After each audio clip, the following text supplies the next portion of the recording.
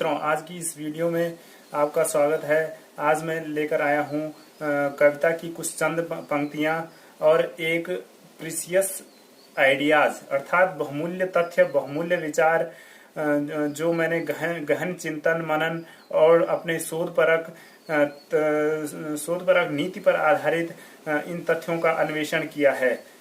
तो दोस्तों, मैं कई बार आपको हमेशा की तरह याद ये दिलाता हूँ कि आप मेरे चैनल को सब्सक्राइब और शेयर अवश्य करें। सब्सक्राइब करने से फायदा ये होगा कि आपको मेरी वीडियो सबसे पहले दिखेगी, और यदि आपको मेरी वीडियो मनोरंजक, ज्ञानवर्धक और रोचक लगे तो आप अवश्य मुझे सब्सक्राइब आदि के माध्यम से प्रोत्साहित करने की कृपा कीजिएगा।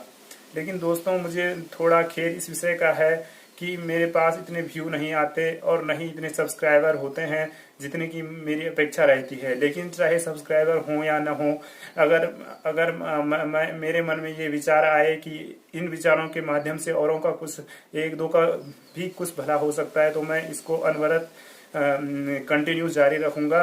तो दोस्तों, कविता की कुछ पंक्तियां पहले पेश करना चाहूंगा।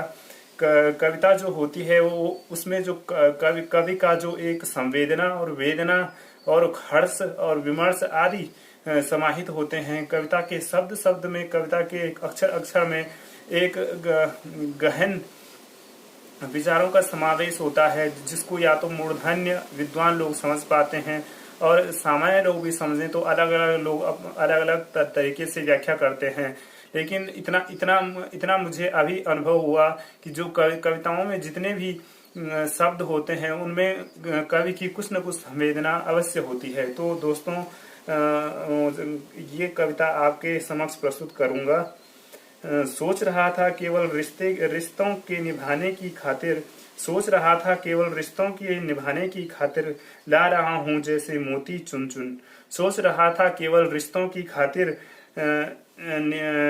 खातिर ला रहा था जैसे मोती चुन चुन। मनन में था ऐसे कि मेरी तरह ही ना समझ हो, अपनी व्यथा और कथा सब कर देंगे वे जाहिर। मनन में था ऐसे कि मेरी तरह ही ना समझ हो, अपनी व्यथा और कथा सब कर देंगे वे जाहिर। पर पता तब चला कि क्षणिक स्वार्थ के खातिर मेरे क्रोध को उग्रता से जैसे मैं अब जल गया भुन। तभी तो मैं व्यर्थ ही शून्यता की खोज में जैसे शून्य ही हो जाता हूँ।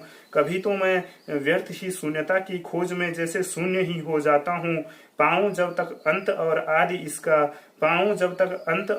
इसका, फिर दुनिया के झमेलों और माया जाल में जैसे उलझ सा जाता हूँ। कभी तो मैं व्यर्थ ही शून्यता की खोज में जैसे शून्य ही हो जाता हूँ। पाऊं जब तक अंत और आदि इसका, फिर दुनिया के झमेले के माया जाल में जैसे उलझ सा जाता हूँ। तो दोस्तों, आज का जो आर्टिकल कहूंगा या प्रीसियस आइडियाज कहूंगा या बहुमूल्य तथ्य जो भी है, ये ध्वनि ऊर्जा पर विशेष रूप से केंद्रित है। तो इसमें मेरे कई तथ्यों का सारांश इसमें समाहित अथवा समावेश करने की मैंने कोशिश करी है। तो आपके सामने मैं अब इस प्रीसियस आइडियाज को, जो बड़े शोध परक और ये कहें कि वैज्ञानिक तथ्यों पर भी आधारित हैं, पेश करना चाह रहा हूँ।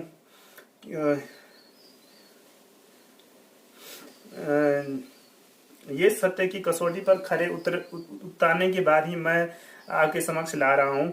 दोस्तों, परम पिता परमेश्वर ऊर्जा के असीम भंडार हैं। जब से सृष्टि की रचना हुई तब से ही सारी आवश्यक ऊर्जाएं सभी जीवधारियों में आवश्यक मात्रा रूप में फिलअप अर्थात परिपूर्ण कर दी गई। अर्थात उनके माध्यम से हमारी पृथ्वी और समस्त वायुमंडल में यह ऊर्जाएं संतुलित रहती हैं। जितने भी ऊर्जाएं हैं जो आवश्यक होती हैं हमारे लिए या पशु जानवरों के लिए, उतनी ऊर्जाएं प्रभु की इस वायुमंडल में संतुलित रूप में विद्यमान रहती हैं, और इन्हीं ऊर्जाओं के माध्यम से व्यक्ति कोई कार्य कर पाता है, चाहे बोलना हो, लिखना हो या कहीं से कहीं गमन करना हो। मनुष्य से विलग जो भी जीवधारी पशु या पक्षी खग या मृग, उनमें भी ध्वनि ऊर्जा समाहित होती है, जिसमें कि हम उनकी कुछ बोलियों को समझ पाते हैं, जैसे उनका रोना, भूख प्यास के समय की उनकी आवाज। लेकिन इससे इतर उनकी जो आपसी आवाजें होती हैं, वे आपस में ही एक दूसरे की बोलियों को समझ पाते हैं। दोस्तों, आपने देखा होगा जो पालतू कुत्ते वगैरह होते हैं, तो उनमें से कुछ कुछ प्राणियों को आपने विश्लेषण करा होगा कि वे कभी कभी इस प्रकार की आवाजें निकालते हैं या निकालते हैं कि जैसे किसी ने दरवाजे पे दस्तक दी, जैसे उनको भूख प्यास लग गई।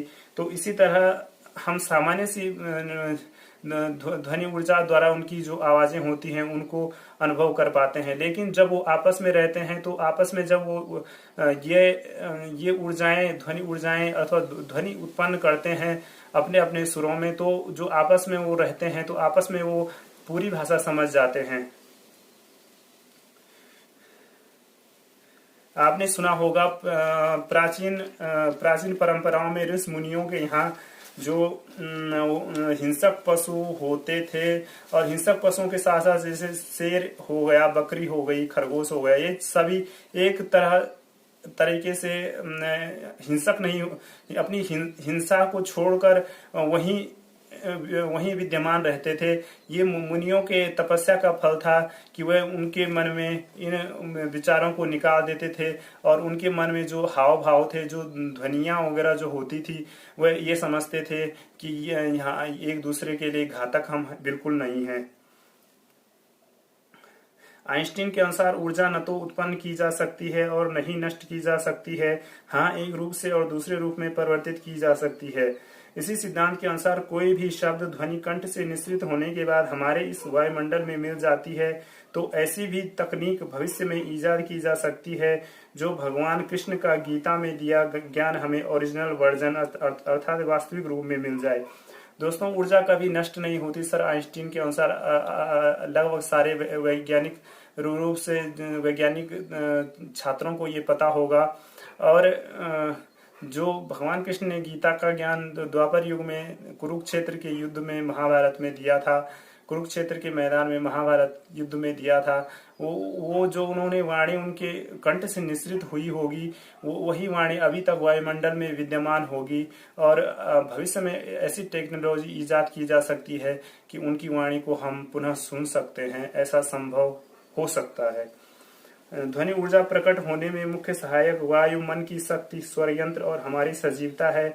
इसी से निकल वाणी द्वारा हम कर्कश, मृदुल अथवा ज्ञानामृत जैसे मन की अपरंपार शक्ति और बुद्धि विवेक के द्वारा जगजीत बन सकते हैं अथवा जीवन अपना यह हार सकते हैं।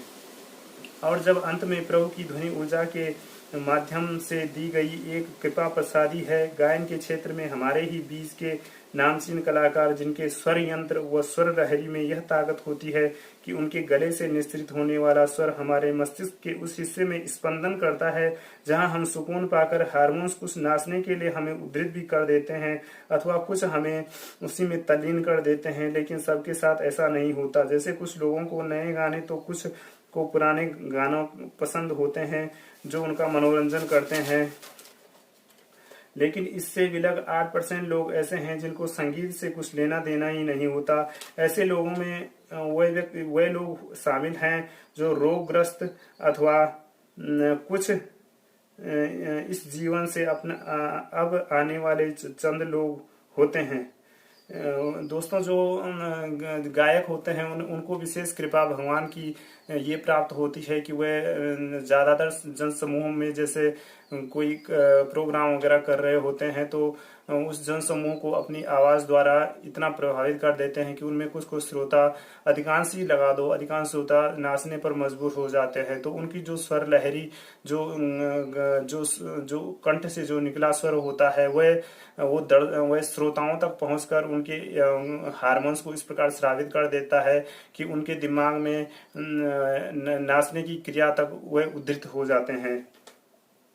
मेरे विचार में संगीत के कुछ स्वर अवसादग्रस्त मानसिक रोगियों पर विपरीत प्रभाव भी डालते हैं, लेकिन कुछ मानसिक रोगियों पर म्यूजिक थेरेपी एक औषधि का काम करती है।